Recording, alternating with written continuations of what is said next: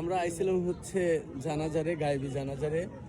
আসলে সম্মান দেওয়ার মালিক হচ্ছে উপরওয়ালা একজন, সে হচ্ছে উত্তম পরিকল্পনাকারী। কারণ যে মারা গেছে আমাদের দেশনেত্রী বেগম খালেদা জিয়া, সবাই জানে, সারা বাংলাদেশ এবং বিশ্ব সবাই জানে। তার জানাজারে আমরা উপস্থিত হয়েছি হাটুরে জগন্নাথপুরের যে ফুটবল খেলা মাঠ, সেই মাঠে। তো আসলে এখন সম্মান আলাদা একটা জিনিস, সেটা আল্লাহ তাআলা নির্ধারিত করে।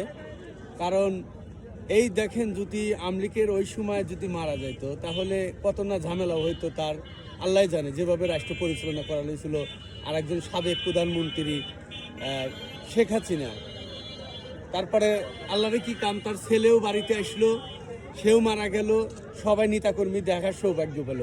আল্লাহ না করুক যদি শেখ হাসিনা এখন মরে, তাহলে দেখা যায় তার নেতাকর্মীরা দেখতে পারবে না, তারপরে মানে দেশে আসবে ঠিকই কিন্তু তার নেতাকর্মীরা কাছে পাবে না, কত ঝামেলাতে। এর জন্য এমন কিছু কাজ করা যাবে না যাতে অসম্মানিত করে মানুষ।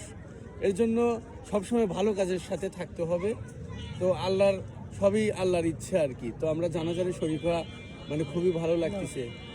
তো সবাই ভালো থাকবেন, খোদা হাফেজ।